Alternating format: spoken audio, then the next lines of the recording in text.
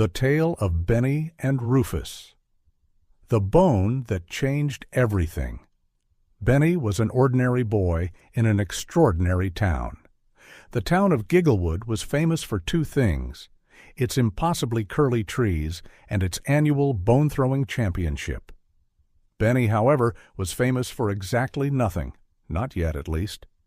Benny's best friend was Rufus, a scruffy mutt with one floppy ear and a tail that wagged like it was powered by a small motor. The two were inseparable, sharing everything from leftover peanut butter sandwiches to rainy days under a blanket fort. But Rufus had one unusual quirk. He had never ever caught anything that was thrown. Balls, sticks, frisbees, everything soared past him like he was an expert at intentional misses.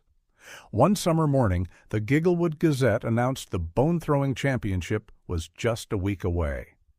This wasn't just any competition. It was the biggest event of the year. Benny, inspired by an unexpected burst of confidence and 2 bowls of sugary cereal, decided they would enter and win. "We're going to train, Rufus. This is our moment."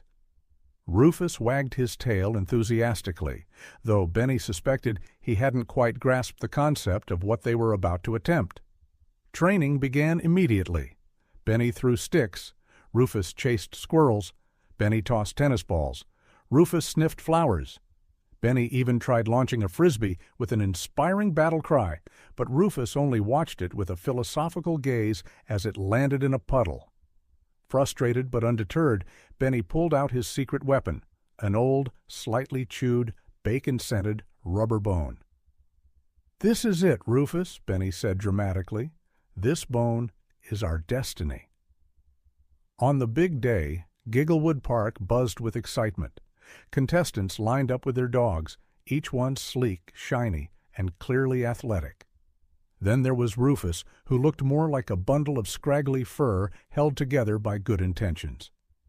Benny felt a pang of doubt, but he remembered their rigorous training and Rufus's unwavering loyalty. When their turn came, Benny took a deep breath, held up the bacon-scented bone, and hurled it with all his might.